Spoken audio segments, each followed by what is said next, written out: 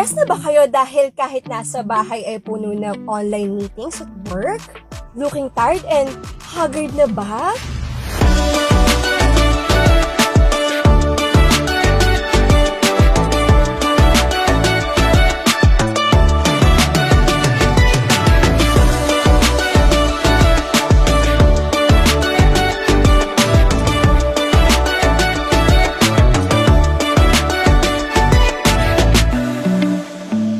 Sino yung magmamanage dyan? Sinong mamamahala?